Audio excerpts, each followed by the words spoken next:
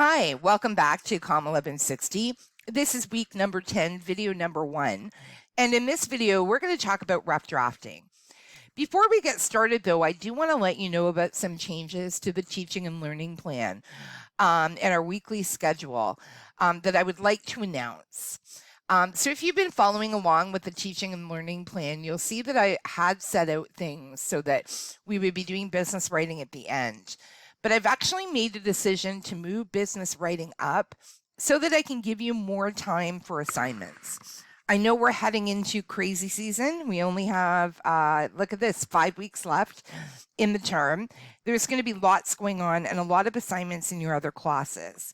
So I decided to make these changes so that I can be a little more generous with due dates and be able to give you the maximum amount of time to get things done.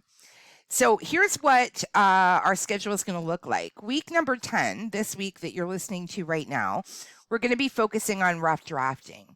Week 11, the following week, we're going to do a short unit on business writing, and we'll be doing some business writing assignments.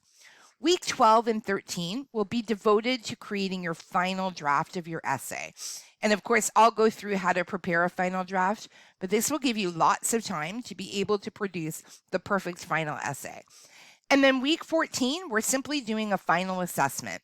In week 13, I'll be doing a bit of a review so that you know what to expect in week 14 for your final assessment.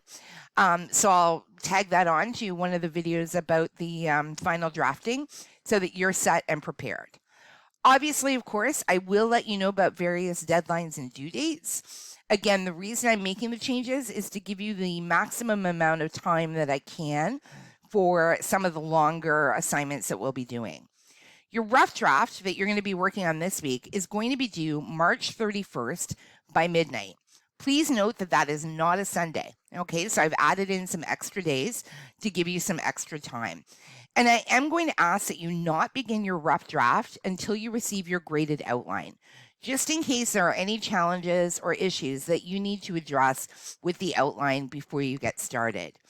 I know many of you like to work ahead, and many of you have submitted your outline prior to the due date. I am going to do my best to get through those and grade them early so that those who have submitted early have an opportunity to get started on their rough draft early. So keep an eye out in my grades and for an announcement to let you know when the outlines have been marked.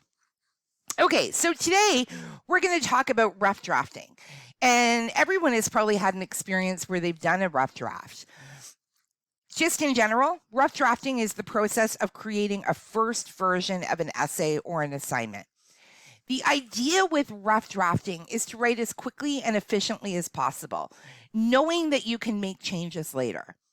The big thing to keep in mind with rough drafting is not to focus on perfection. Okay, you really are giving it a first go. You're getting stuff down and ideas on paper. It's not time to worry about the pesky little things that come up. You're going to have lots of opportunity to reflect on what you've written and make any changes that you want. So again, try not to focus on perfection. Focusing on perfection is the easiest way to get writer's block so that you're sitting there and anxious and unable to write. Just write the sucker is my advice. Okay, knowing again that you can go back and make any kind of changes that you want later on.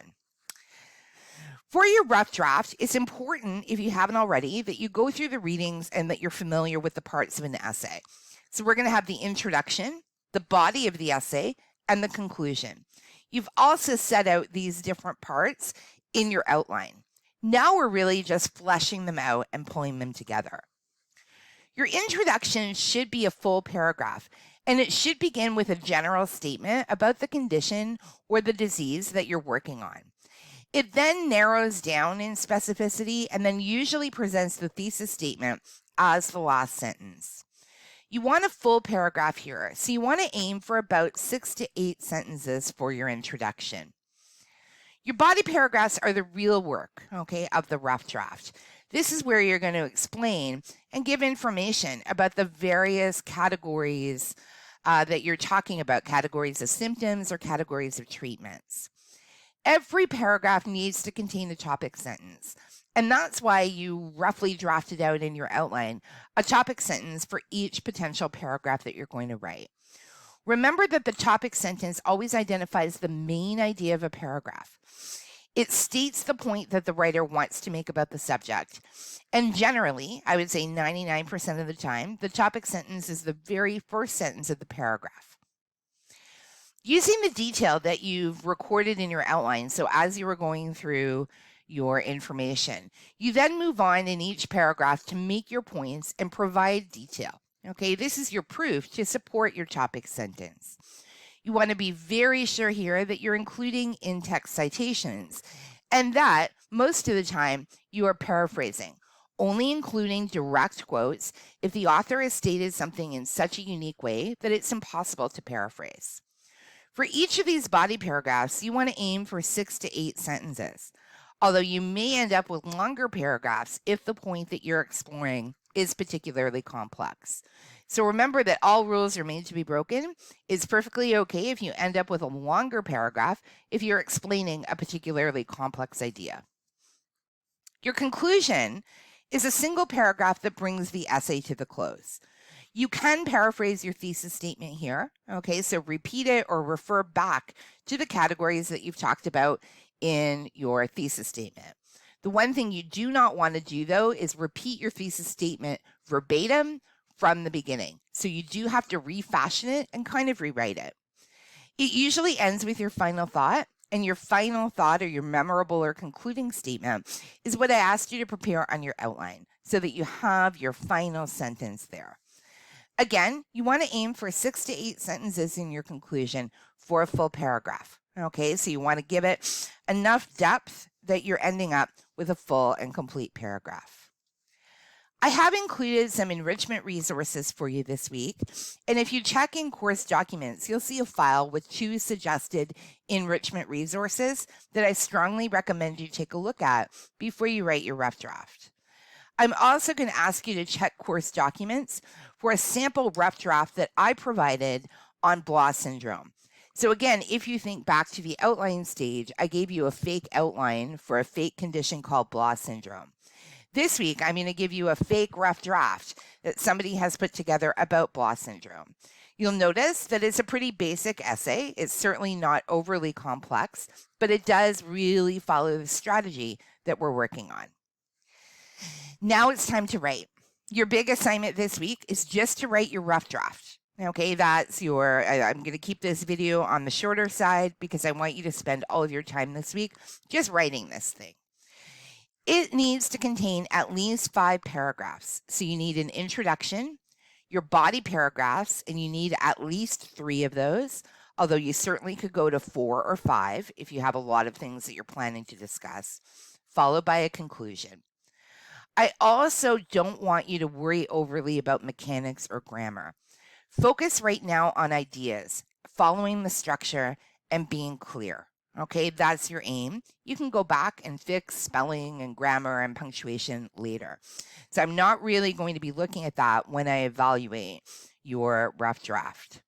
You do not require a title page or references at this stage, but again, I do want to repeat that APA in-text citations are required. So it's very important that you keep track of those. And again, although I've said this many times, remember that you will have an opportunity to revise this draft before your final draft. So you're not marrying this work at all. You're simply going through and giving it a first run so that you have some work then to be able to polish up and turn into the perfect paper. But again, don't get bogged down with worrying about perfection at this stage. You're simply doing your first rough draft, okay? It's enough of an accomplishment just to get that done. We'll worry about all of the pretty stuff later. In the next video, I am going to go over the assignment requirements again for you, just so that you have clarity on exactly what it is that I'm looking for. So I'll talk to you in our next video.